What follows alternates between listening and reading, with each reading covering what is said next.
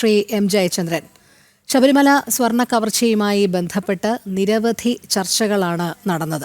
പല ചർച്ചകളിലും താങ്കൾ ഉൾപ്പെടുന്ന ചർച്ചകളിൽ ഒരു CBIയുടെ അന്വേഷണം അനിവാര്യമല്ലേ എന്ന് ചോദിച്ചപ്പോൾ താങ്കൾ സ്വാഗതം ചെയ്യുന്ന ഒരു നിലപാടെടുത്ത വ്യക്തിയാണ്. ഇപ്പോൾ ഏറ്റവും ഒടുവിലായി കോടതി പറയുകയാണെങ്കിൽ, സർക്കാർ സമ്മതിക്കുകയാണെങ്കിൽ CBI അന്വേഷണമാകാം എന്നുള്ള സമ്മതം CBIയുടെ ഭാഗത്തു നിന്നും ഉണ്ടായിട്ടുണ്ട് എന്നുള്ളതാണ്. കേന്ദ്ര ഏജൻസികൾ വരേണ്ടത് തന്നെയല്ലേ? നിലവിലിപ്പോൾ സർക്കാർ അതിനെ സ്വാഗതം ചെയ്യുന്നു എന്നൊക്കെ സാങ്കേതികമായി ഒരു ഭാഗത്ത് പറയുന്നുണ്ട്, മാധ്യമങ്ങൾക്ക് മുൻപാകെയൊക്കെ പറയുന്നുണ്ട്. പക്ഷേ ഇന്ന് വളരെ ബോധപൂർവം മുഖ്യമന്ത്രി ഇത് സർക്കാരിൽ നിന്ന് അല്ലെങ്കിൽ ആരോപണ വിധേയരായ CPMന്റെ ഉന്നതരായ നേതാക്കളിൽ നിന്ന് നേരെ കോൺഗ്രസിലേക്ക് വിരൽ ചൂണ്ടുന്ന ഒരു സാഹചര്യത്തിലേക്ക് കൊണ്ടുചെന്നെത്തിക്കുന്നുണ്ടോ? സോണിയയുമായും അടൂർ പ്രകാശുമായും ഒക്കെ ഉണ്ണികൃഷ്ണൻ പോറ്റി നിൽക്കുന്ന ഫോട്ടോകൾ പങ്കുവച്ചതുകൊണ്ട് ഒരുപക്ഷെ സ്വയം പ്രതിരോധത്തിലായ CPM ഇനി മറുഭാഗത്തും ആളുകളുണ്ട് എന്ന് വരുത്തി തീർക്കാനുള്ള ഒരു ശ്രമമാണോ ഈ അവസാന മണിക്കൂറുകളിൽ നടത്തുന്നത്?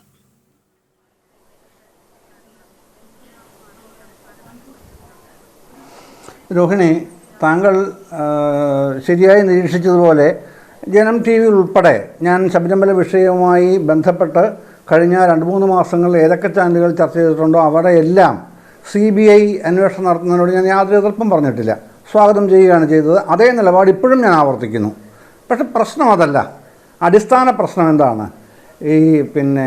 നീതിന്യായ വ്യവസ്ഥയിൽ അടിസ്ഥാന പ്രമാണമുണ്ട്.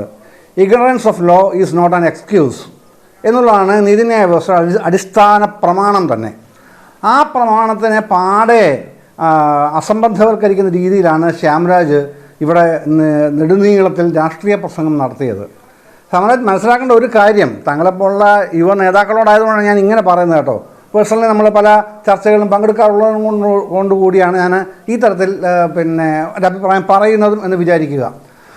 ഇപ്പോൾ ഈ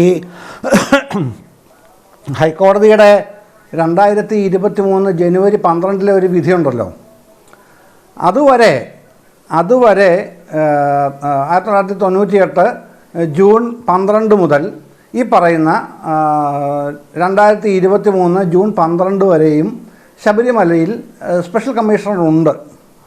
പക്ഷേ ആ സ്പെഷ്യൽ കമ്മീഷണർക്ക് ഓവറാൾ സൂപ്പർവിഷൻ മാത്രമേ ചുമതലപ്പെടുത്തിയിരുന്നുള്ളൂ ദേവസ്വം ബെഞ്ച്. എന്നാലോ ഈ 2023 ഒരു ഉത്തരവിലൂടെ ഹൈക്കോടതി കൃത്യമായ ഒരു കാര്യം പറയുകയാണ്, ദേവസ്വം ബോർഡിനോടാണ് പറയുന്നത്. അപ്പോൾ അവിടെ ആ പറയാൻ ഇടയായ കാര്യം എന്ന് പറയുന്നത് പത്മകുമാറിൻ്റെ കാലത്ത് യോഗദണ്ഡും മാലയും രുദ്രാക്ഷമാലയും കാണാതെ പോയതും പിന്നെ അത് അദ്ദേഹത്തിൻ്റെ മകൻ ഉൾപ്പെടെ ചേർന്ന് സമർപ്പണം ചെയ്തു എങ്ങനെയൊക്കെയോ കൊണ്ടുവന്നു എന്ന് പറയുന്ന ആ വിഷയം ഹൈക്കോടതി വളരെ സീരിയസ് ആയിട്ട് എടുക്കുകയും ഒരു ഉത്തരവിടുകയാണ്. ആ ഉത്തരവിൽ പറയുന്നു, ശബരിമലയിൽ ഇനി ഇത്തരത്തിലുള്ള എന്തെങ്കിലും നടപടികൾ സ്വീകരിക്കാൻ ഉദ്ദേശിക്കുന്നുണ്ടെങ്കിൽ അത് ഇൻ റൈറ്റിംഗ് സ്പെഷ്യൽ കമ്മീഷൻ അറിയിച്ചിരിക്കണം. എന്തുകൊണ്ടാണ് അങ്ങനെ ഇൻ റൈറ്റിംഗ് അറിയിച്ചിരിക്കണം എന്ന് പറയുന്നത്? ഈ സ്പെഷ്യൽ കമ്മീഷണർ ഇക്കാര്യം ഞങ്ങളെ രേഖാമൂലം അറിയിക്കണം. ഞങ്ങളത് പരിശോധിച്ചിട്ട് ഈ സ്പെഷ്യൽ കമ്മീഷണർക്ക് അനുമതി നൽകും വേണ്ടതാണെങ്കിൽ.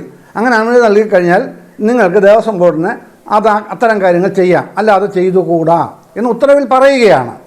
എന്നിട്ടോ ഈ ഇത്തവണ സംഭവിച്ചതോ, പ്രശാന്തിൻ്റെ കാലത്ത് ഏറ്റവും ഒടുവിൽ സംഭവിച്ചത്, ഈ അവിടേക്ക് സ്മാർട്ട് ക്രിയേഷൻസിലേക്ക് ഇവിടുന്ന് കൊണ്ടുപോയ സാധനങ്ങളൊക്കെ കൊണ്ടുപോകുന്നതായി ഫോൺ ചെയ്ത് പറയുകയാണ്. അപ്പോൾ നമുക്കറിയാം സ്പെഷ്യൽ കമ്മീഷണർ ജസ്റ്റ് വളരെ നീതിനിഷ്ഠനായ ഒരു ഉദ്യോഗസ്ഥനാണ് അദ്ദേഹം പറഞ്ഞ് നടക്കില്ല, എനിക്ക് ഹൈക്കോടതിയോട് സമാധാനം പറയേണ്ട ഉത്തരവാദിത്വമുണ്ട്, നിങ്ങൾ എന്നെ ഫോണിൽ വിളിച്ചിട്ട് ഞങ്ങൾ അങ്ങോട്ട് കൊണ്ടുപോകണമെന്ന് പറയാൻ നടക്കില്ല എന്ന് പറഞ്ഞിട്ട് അദ്ദേഹം റിപ്പോർട്ട് തയ്യാറാക്കി ദേവസ്വം ബെഞ്ചിന് സമർപ്പിക്കുകയാണ് അദ്ദേഹത്തിൻ്റെ റിപ്പോർട്ട്. അതാണ് ഇതിലേക്ക് വരുന്ന ബേസിക് ഇഷ്യൂ എന്ന് പറയുന്നത്. ഒന്ന്, ഞാൻ അതിൻ്റെ ഡീറ്റെയിൽസിലേക്ക് പോകാൻ സമയമില്ലാത്തതുകൊണ്ട് അത് പോകാത്തത് ശ്യാംരാജ്. ഒന്ന്. രണ്ട്, ഈ ഇന്നലെ ഒരു ചാനലിൽ, പേര് പറയുന്നതിലും തെറ്റില്ലാന്ന് തോന്നുന്നു, മാതൃഭൂമിയിലാണെന്ന് തോന്നുന്നു, ഏഷ്യാനെറ്റല്ല, അവിടെ ഇദ്ദേഹം ആരാണ്, ജസ്റ്റിസ് കമാൽ പാഷയുടെ ഒരു അഭിപ്രായം ഞാൻ കണ്ട് വണ്ടറടിച്ചു പോയി കേട്ടോ. ലിറ്ററലി ഇങ്ങനെയൊക്കെ ഒരു ജഡ്ജി ഇത്രമേൽ തറയായിട്ട് വർത്തമാനം പറയുമോ എന്ന് ഞാൻ ആലോചിച്ചു. റിട്ടയർഡ് ജഡ്ജി എന്ന് പറഞ്ഞുകൂടാ, ക്ഷമിക്കണം, റിട്ടയർഡ് ജഡ്ജിയാണ് കമാൽ പാഷ. അദ്ദേഹം പറയുകയാണ് ഇതിന് നമ്മൾ വിചാരിക്കുന്ന വിലയൊന്നുമില്ല, ഇതിന് ഡിവൈൻ വാല്യൂ എന്ന് പറയുന്നത് ആയിരക്കണക്കിന് കോടി രൂപയാണ്. പറയുന്നത് ഹൈക്കോടതിയിൽ നിന്ന് റിട്ടയർ ചെയ്ത കമാൽ പാഷയെന്ന് ഓർക്കണം. ഡിവൈൻ വാല്യൂ എന്നൊരു വാല്യൂ IPC-യിൽ, CRPS-ൽ, BNS-ൽ, BNSS-ൽ എവിടെയെങ്കിലും ഉണ്ടോ? ഇവിടെ ഒരു IPS ഉദ്യോഗസ്ഥനുണ്ടല്ലോ ഈ ചർച്ചയിൽ, അദ്ദേഹം പറയട്ടെ ഡിവൈൻ വാല്യൂ എത്ര? ഡിവൈൻ വാല്യൂ അങ്ങനെ സംഗതിയില്ല സർ. ഡിവൈൻ വാല്യൂ എന്ന് പറഞ്ഞ സംഗതി ഇന്ത്യൻ നീതിന്യായ വ്യവസ്ഥയിൽ അങ്ങനെ സംഗതിയില്ല. പിന്നെ ഇതെന്തിനാണ് പറയുന്നത്? വെറും രാഷ്ട്രീയം പ്രചരിപ്പിക്കാനാണ് പറയുന്നത്. ഞാനത് അവിടെ കൊണ്ട് നിർത്തുന്നു. വേണ്ടി വന്നാൽ ഞാൻ പിന്നീട് അതിൻ്റെ വിശദാംശങ്ങളിലേക്ക് കടന്നു വന്ന് പറഞ്ഞോളാം. അപ്പോൾ അതങ്ങനെയാണ്. പിന്നെ മറ്റൊരു പ്രധാനപ്പെട്ട കാര്യം, ഇതിൻ്റെ അകത്ത് ഈ തെഫ്റ്റ് കേസ് എന്ന് ഞാൻ ആദ്യം മുതലേ പറയുന്നുണ്ട്, ഇപ്പോഴും അത് ആവർത്തിക്കുന്നു. ഈ തെഫ്റ്റ് കേസിൽ 2 പോർഷൻസ് ഉണ്ട് രോഹിണി. അതേതാണ്? ഒന്ന് പിന്നെ ഇവരുടെ ദേവസ്വം ബോർഡിൻ്റെ ഉത്തരവാദിത്തങ്ങളടങ്ങുന്ന ഒരു പോർഷൻ, മറ്റൊന്ന് മിനിസ്ട്രി ഓഫ് ദേവസ്വം വകുപ്പിൻ്റെ ഉത്തരവാദിത്തങ്ങളടങ്ങുന്ന മറ്റൊരു പോർഷൻ. ഈ ദേവസ്വം ബോർഡിൻ്റെ പോർഷൻസിൽ അത് വ്യക്തമായിട്ട് പറയുന്നുണ്ട്. നമ്മുടെ 1949 കവനൻറ്റിൽ ദേവസ്വം ബോർഡിൻ്റെ പോർഷൻ എന്ന് പറയുന്നത് ഡേ ടു ഡേ അഫയേഴ്സ് പിന്നെ ദേവസ്വം ബോർഡ് അധികൃതരും ഉദ്യോഗസ്ഥരും തന്ത്രി മേൽശാന്തി അടക്കമുള്ള ആൾക്കാരും ചേർന്ന് നിർവഹിക്കണം. അപ്പോൾ മറുഭാഗത്ത് പിന്നെ എന്താണ് ദേവസ്വം വകുപ്പ് ചെയ്യേണ്ടത്? അവർ overall administration and law and order maintaining, ക്രമസമാധാന ചുമതലയും പൊതുവിലുള്ള ഭരണനിർവഹണവും, അതാണ് അവർ ചെയ്യേണ്ട കാര്യം. ഇത് വ്യക്തമായിട്ട് പറഞ്ഞിരിക്കുകയാണ് മാനുവലിൽ. അതിൻ്റെ അപ്പുറത്തേക്ക് ആർക്ക് പോകാൻ പറ്റും? താങ്കളിപ്പോൾ ആരാണ് പറഞ്ഞത് ഞാൻ ഓർക്കുന്നില്ല, അതുകൊണ്ട് ക്ഷമിക്കുക. കേന്ദ്ര ഗവൺമെൻറ്റിന് ഇടപെടാനുള്ള ഒരു അധികാരത്തിനെക്കുറിച്ച് പറഞ്ഞു. ഒന്നുമില്ല സാർ, അങ്ങനത്തെ അധികാരമേ ഇന്ത്യ രാജ്യത്തില്ല. എന്തുകൊണ്ടാണ് ഇല്ലാത്തത്?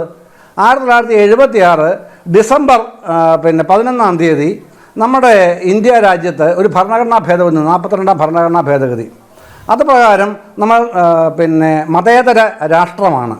മതേതര രാഷ്ട്രത്തിൽ ഏതെങ്കിലും മതസമുദായങ്ങളുടെ സ്വത്തുവകകളോ താല്പര്യങ്ങളോ സംരക്ഷിക്കാൻ യൂണിയൻ ഗവൺമെൻറ്റിന് സാധിക്കില്ല, സംസ്ഥാന ഗവൺമെൻറ്റുകൾക്കും സാധിക്കില്ല.